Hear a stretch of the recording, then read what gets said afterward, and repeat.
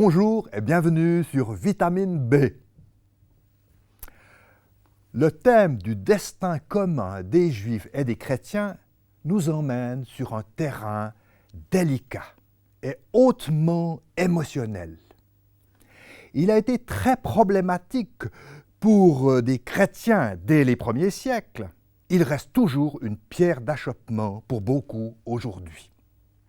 Oui, c'est un thème polémique qui nous pose deux questions explosives liées à la venue de Jésus sur terre. Quand le Messie, annoncé par les prophètes, arrive enfin, il y a 2000 ans, il n'est pas reconnu par les pharisiens et une partie du peuple, qui les rejette et plus tard pousse les Romains à le mettre à mort. Seuls quelques Juifs ont accepté de le suivre et entraînés par les apôtres juifs, ils ont donné naissance à l'Église chrétienne. Donc, tous les premiers chrétiens sont d'origine juive, comme Jésus. Première question explosive. Qui a tué Jésus? Jésus n'a pas été tué par quelqu'un de particulier que l'on pourrait accuser.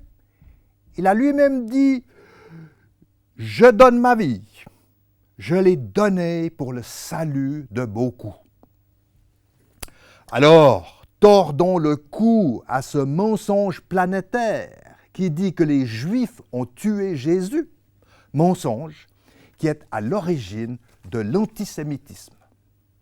Deuxième question explosive. Devant ce refus du peuple juif de reconnaître Jésus comme le Messie, Dieu va-t-il se vexer, les rejeter, les déshériter? Oui, Dieu les rejette totalement. Ont décrété la majorité des chrétiens des premiers siècles. Ils ont rejeté avec violence ces Juifs qui ont tué Jésus et ils ont décidé que dorénavant, les chrétiens remplacent les Juifs dans le plan de Dieu. Ce phénomène de rejet est terrible. Il va influencer l'histoire pendant 2000 ans en donnant naissance à l'antisémitisme et donc à la haine des Juifs. L'antisémitisme a été, j'ai honte de le dire, propagé surtout par l'Église. Est-ce que vous réalisez que l'un des principaux obstacles pour les Juifs à reconnaître Jésus, c'est l'Église, qui dès le début les a persécutés et méprisés pendant 2000 ans? Vous voulez des preuves? Les pères de l'Église des premiers siècles ont tous participé à ce rejet. Ignace d'Antioche, Tertullien, Origène, etc., affirment avec plus ou moins de violence que le peuple juif a perdu son élection parce qu'ils ont tué le Messie. Les promesses qui les concernent ne sont plus valables. Alors, ils ont traité les Juifs de vermine, oui, d'assassins. Les synagogues ont été traitées de repères de démons. La liste est longue. En résumé, l'Église a appelé ouvertement à haïr les Juifs en suscitant même parfois des massacres le jour de Pâques. Les croisades vont dans le même sens. Après avoir repris Jérusalem aux musulmans, Godefroy de Bouillon massacre tous les Juifs qu'il trouve en proclamant « l'épée sur le cœur et sur la croix, que Dieu le veut ». L'Inquisition, plus tard, ne va pas se limiter à brûler des sorcières. Elle va massacrer les Juifs au nom de Jésus dans toute l'Europe. Il les torture pour les obliger à renier leur religion et leur culture pour devenir chrétiens. Et les trois conciles de Nicée et de Natran vont simplement officialiser la légitimité de l'antisémitisme. La haine des Juifs devient normale, juste, presque recommandée par l'Église officielle. Alors, petit à petit, cet antisémitisme va se répandre et les massacres vont se multiplier. Mais ce qui m'a le plus attristé, c'est lorsque j'ai découvert que Martin Luther, le père de la réforme protestante, a dit des Juifs, ils sont des ennemis. Dieu les hait et ils méritent d'être haïs par tous ceux qui croient en Dieu. Mais comment est-ce possible qu'il ait négligé le livre d'Ésaïe, les lettres aux Romains et aux Éphésiens, qui confirment de manière si claire qu'Israël reste le peuple élu et aimé de Dieu? Comment a-t-il pu mettre de côté les affirmations de Paul disant que les promesses divines sont irrévocables, qu'ils seront exilés mais reviendront dans leur pays depuis les extrémités de la terre, que la branche coupée, le peuple juif en exil, sera regreffée à nouveau, que juifs et païens ont un même héritage et forment un même corps.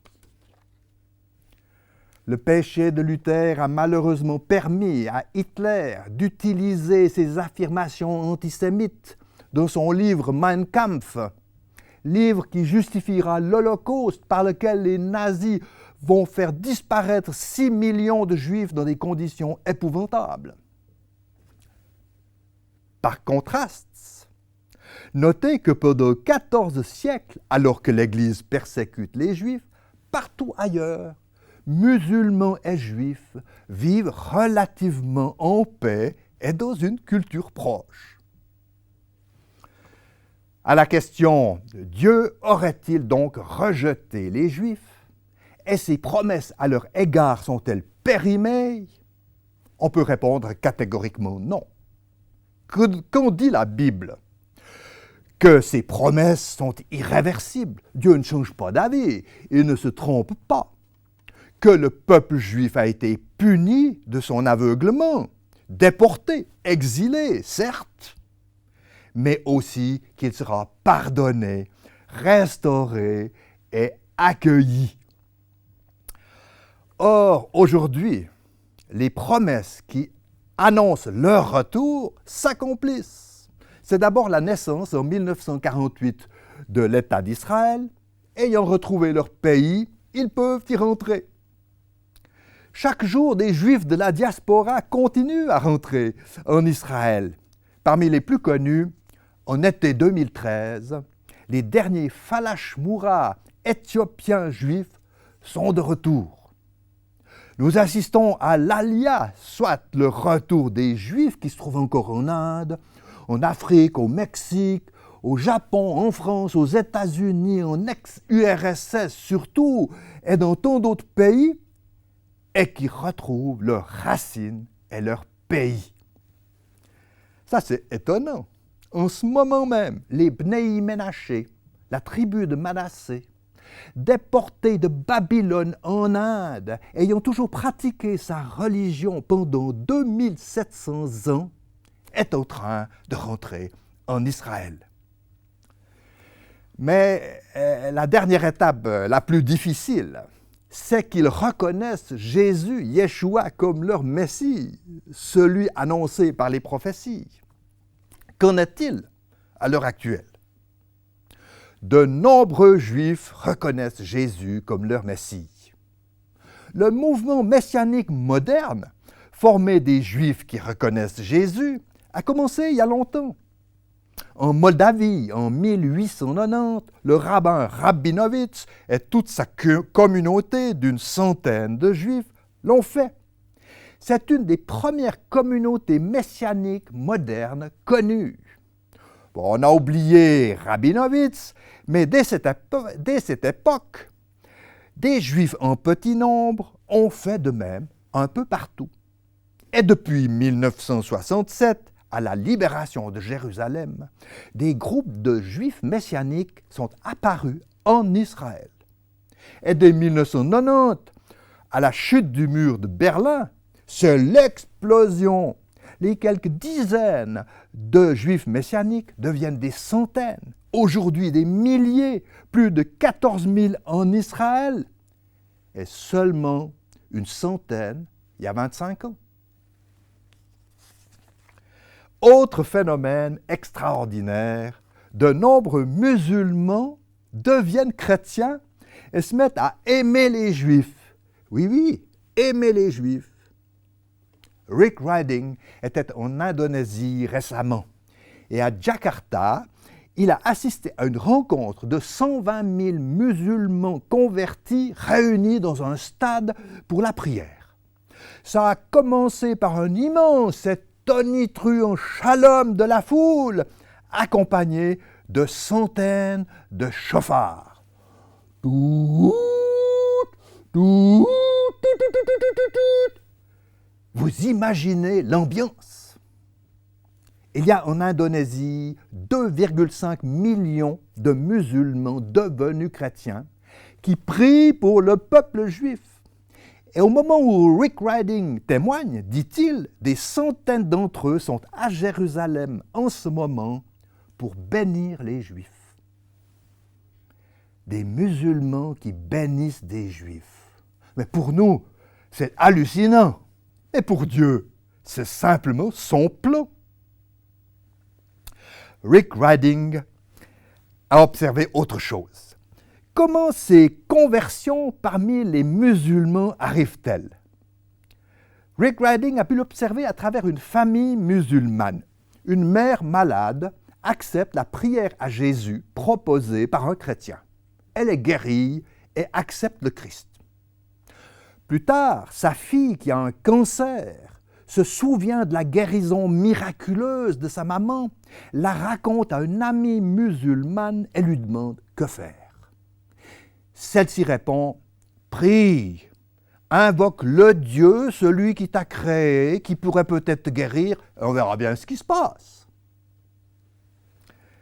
Elle reçoit pendant la nuit une vision et voit Jésus qui lui dit « Je suis la vérité, je suis celui qui guérit. » Elle est guérie, elle se convertit. Une fois sa guérison confirmée, Rick Riding lui demande de témoigner. Ce qu'elle accepte de faire, mais consciente qu'elle prend le risque de se faire tuer. En effet, elle risque d'être considérée comme une musulmane renégate qui a trahi les siens. Malgré cela, elle témoigne non seulement de son amour pour Jésus, mais aussi de son amour pour les Juifs. Un autre phénomène extraordinaire, c'est les Juifs messianiques qui évangélisent les Juifs traditionnels. C'est ce que fait par exemple l'organisation Les Juifs pour Jésus. Des Juifs messianiques qui évangélisent les Juifs, n'est-ce pas extraordinaire? C'est un ministère difficile, car les Juifs sont traumatisés depuis si longtemps par les persécutions des chrétiens qu'ils sont devenus méfiants, voire allergiques même au nom de Jésus. Mais ils ont soif de spirituel et ils seront ouverts au dialogue. Souvent, comme avec les musulmans, les Juifs sont convaincus par Dieu lui-même à travers des miracles et des visions que Yeshua est bien le Messie annoncé dans l'Ancien Testament. C'est le cas de Ruth Gottlieb, une jeune femme juive qui a échappé de peu à la mort à Auschwitz, qui a regardé le sinistre docteur Mengele droit dans les yeux, qui a assisté à toutes les horreurs du camp de la mort. Elle a réussi à s'enfuir du camp. Elle est retournée en Israël. Elle a vécu une vie très difficile avec le fardeau d'être juive sans Messie. À la fin de sa vie, écoutez ce qu'elle dit.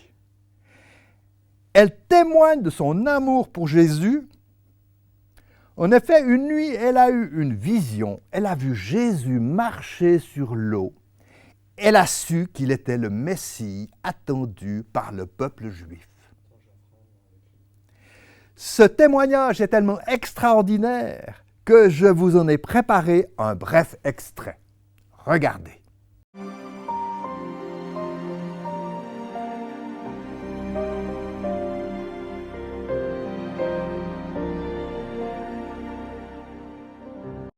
Je suis juive de naissance, de père et mère juifs. J'ai été élevée dans la tradition juive. En 1942, il y a eu les rafles par la milice française. Puis les Allemands sont arrivés. Alors, ils nous ont chassés de ce centre-là. Ils nous ont poursuivis dans la montagne, en Italie. Ils nous ont tiré dessus. On a été fait prisonniers. Mon mari a été fusillé. Et après, j'ai été déportée à Auschwitz. Je ne sais pas combien, 4 ou 5 jours, enfermée là. Les wagons à bestiaux, hein. On ne pouvait même pas s'asseoir. On n'avait rien ni à boire ni à manger. Et puis on est arrivé à Auschwitz. On allait dehors, il y avait le four crématoire, et il y avait quand il y avait une crémation, on voyait les flammes et on sentit l'odeur. On voyait ce qui se passait. On agissait comme des bêtes. Seulement, on avait toujours l'espoir qu'un jour ce sera fini. Et je pesais 30 kilos.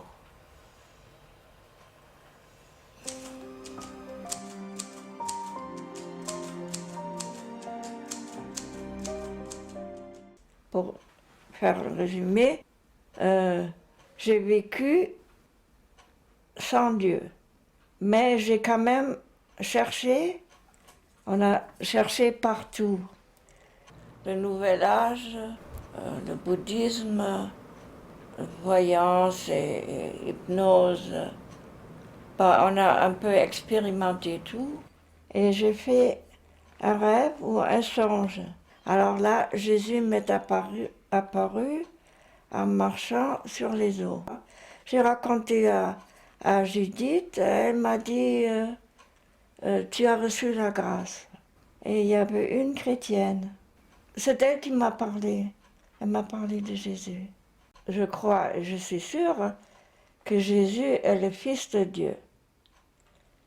Il est le Fils de Dieu. Je suis sûre que c'est la Trinité, Dieu, le Fils et le Saint-Esprit, c'est un. Bon, je suis toujours juive. Mon identité est toujours juive, bien sûr. Mais je crois ce que dit la Bible. Voilà, ça c'est... Il n'y a pas de contradiction là. Jésus était juif et il n'a fait que du bien. J'ai la révélation que Jésus, Yeshua en hébreu, qui veut dire Dieu sauve, est le Messie d'Israël. Avant, on ne pouvait pas être sauvé. Il ne faut pas avoir cette arrogance de croire parce qu'on est juif, on est sauvé. C'est pas juste. On est le peuple élu, on est tous pécheurs. Il s'est sacrifié, il a donné sa vie pour sauver les Juifs en premier lieu, mais chaque homme. Par 2 fois, je suis passée à la sélection avec Mengele. Et je n'ai pas eu peur, je l'ai regardé en face, et tous les autres, ils sont passés à la chambre à gaz. C'est avec Jésus que j'ai trouvé aussi Dieu. Tant qu'il n'y avait pas Jésus, il n'y avait pas de Dieu. D'ailleurs, je dois dire que tout de suite après la guerre, encore à Auschwitz, j'ai pardonné. J'ai pu pardonner. J'ai pardonné aux Allemands.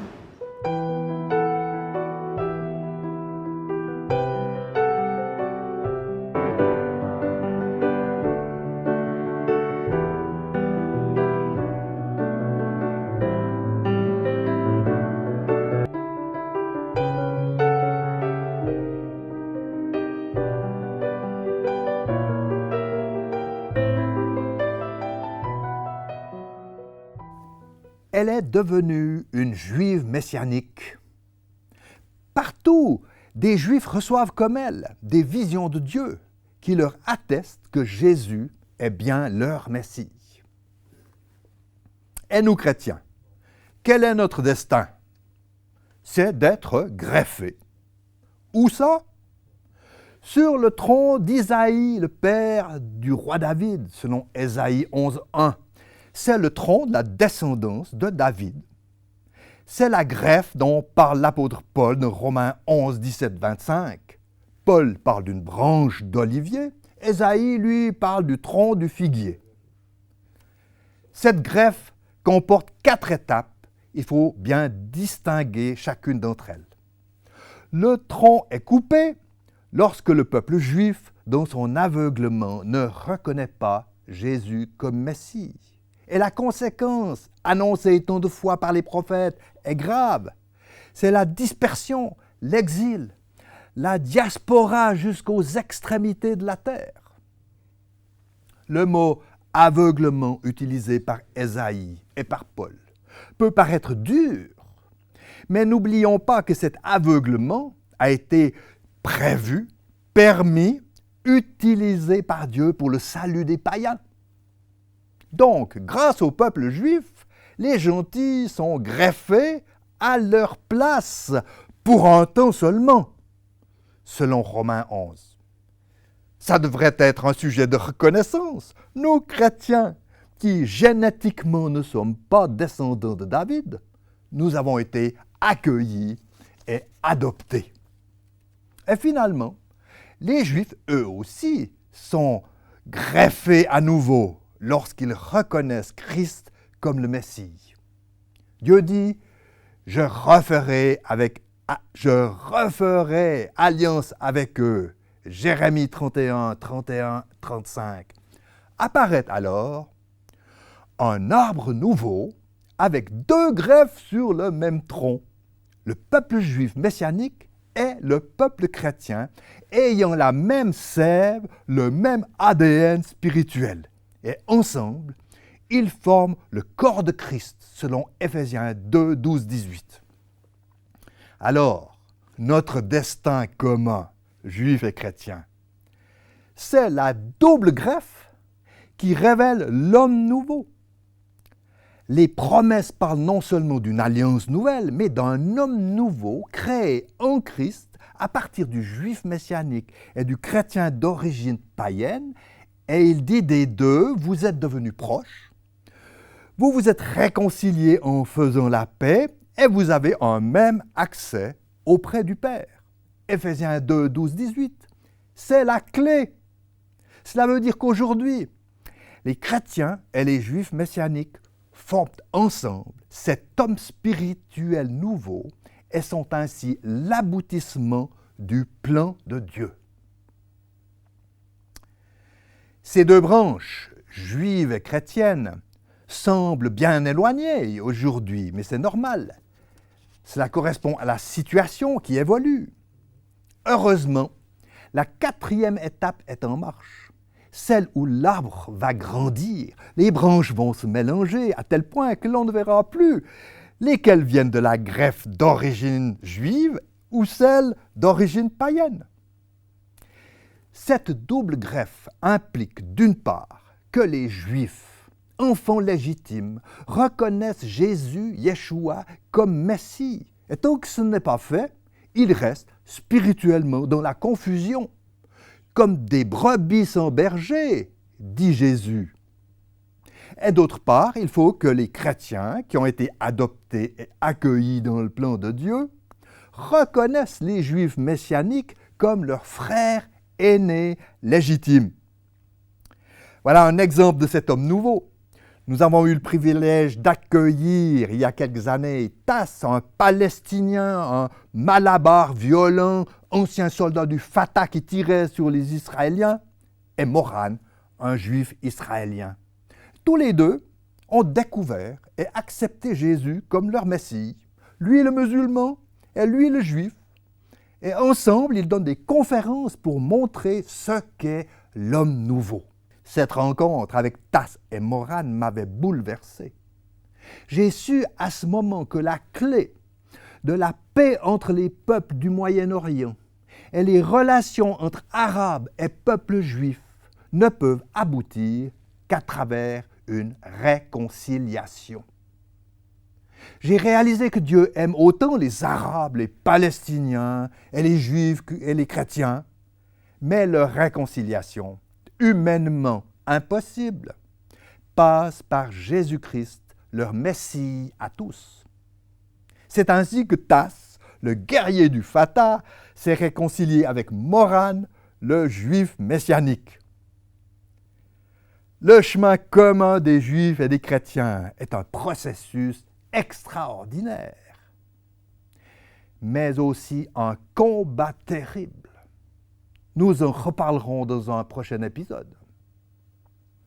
Merci de nous avoir suivis et à bientôt sur Vitamine B.